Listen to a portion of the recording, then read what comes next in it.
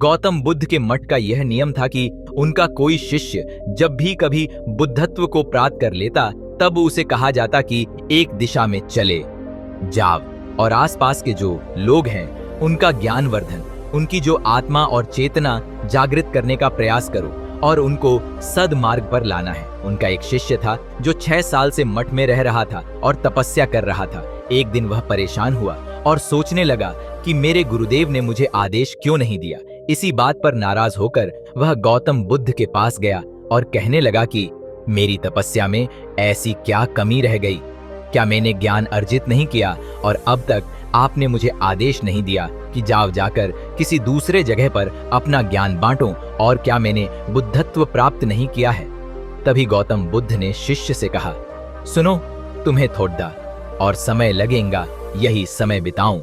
यह बात सुनकर वह शिष्य चिढ़ गया और कहने लग गया कि गुरुदेव, आपके ज्ञान में कमी रह गई और आप मुझे ज्ञान नहीं दे पाए। गौतम बुद्ध को लगा कि ये समझेगा नहीं और कहा, ठीक है, कल सुबह पूर्व दिशा में एक गांव है, वह जाना और वहां से भिक्षा लेकर आना और अपना पूरा दिन वही बिताना और कोशिश करना कि वहां के लोगों को थोड़ा सा ज्ञान बांटना और आकर मुझे बताना कि अनुभव कैसा रहा। वह शिष्य बड़ा खुश हुआ और उसको लगा कि अब तो बात बन गई, अब मुझे आदेश मिल गया। और वह दूसरे दिन सुबह पूर्व दिशा की उस गांव में चला गया और शाम में जब वापस आया तो हाथ में पट्टी बंधी थी और हाथ पैरों पर चोट निशान थे।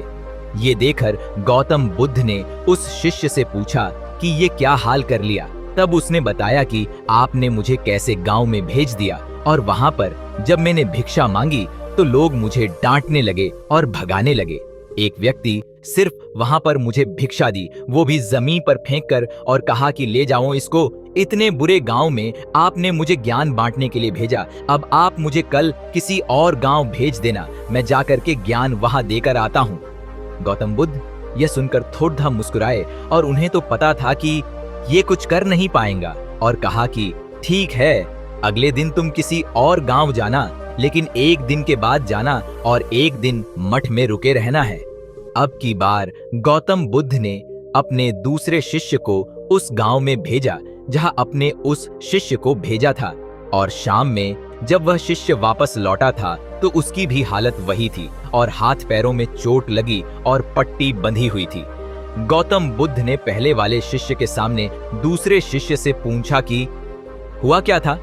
तब उसने कहा कि जिस गांव में आपने मुझे भेजा था वह के लोग बड़े भोले भाले हैं, भिक्षा दे नहीं रहे थे और एक व्यक्ति ने मुझे जमीन पर फेंककर भिक्षा दी और मैंने उसे स्वीकार कर लिया और उसे आशीर्वाद दिया कि तुम्हारा कल्याण हो। तो वह व्यक्ति चौंक गया और कहने लगा कि आप गजब के इंसान हो, मैं आपको जमीन पर फेंककर भिक्षा दी और आप मुझे कल्याण हो का आशीर्वाद दिया। तब मैंने उसे कहा कि मैं अपना कर्तव्य निभाऊंगा और आप भी बड़े तिहायदानी हैं और आपने मुझे भिक्षा दी है। उसके बाद में जब वह से निकल रहा तब मैंने देखा कि एक बच्चा बीमार था और मैं जंगल में गया, तब वहां से जद्दी बूटी लाने, और जब मैं लौट रहा था तब कुछ लोगों ने मुझे पकड़ी डियाच लिया और पूछने लगे कि यह जद्दी बूटी कहाँ लेकर जा रहे हूँ। तब मैंने उनसे निवेदन किया कि मुझे छोड़ दो, एक बीमार छोटे बच्चे की मदद करनी है, और तब उन्होंने मुझे छोड़ दिया।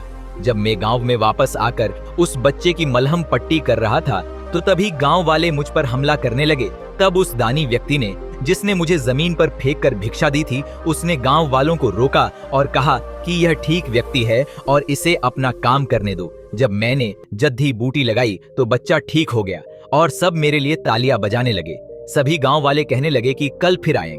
गुरुदेव, मुझे कल फिर उस गांव में भेजिएगा, क्योंकि वह बड़े ही भोले लोग हैं, समझते नहीं हैं, बस प्यार बहुत है। और अब की बार कोशिश करूंगा कि थोड़ा प्यार और उनके पास पहुंचाने का और ज्ञान उन तक पहुंचाने का। वो सब ज्ञानी तो, लेकिन बस जब अनजान व्यक्ति से बात करने में डरते हैं। वो जो पहला शिष्य था जो एक दिन पहले उसे गांव में गया था, वह सुन रहा था और समझ रहा था और गौतम बुद्ध की चरणों में गिरकर बोला कि गुरुदेव, कमी तो मुझ में ही थी, आपने ज्ञान तो बहुत सारा दिया लेकिन मैं उसे आचरण में नहीं ढाल पाया और मैं अहंकार को ऊपर रखा और उसी गांव के लोगों को पहचान नहीं पाया और मार खाकर चला आया। और मार तो इन्होंने भी खाई, लेकिन इनका अहंकार मिट चुका है और ये समझ चुके हैं लोग भोले भाले हैं और हमें उनसे अलग तरीकों से व्यवहार करना होगा और ज्ञान को आचरण में ढालकर उन लोगों तक पहुंचाना होगा।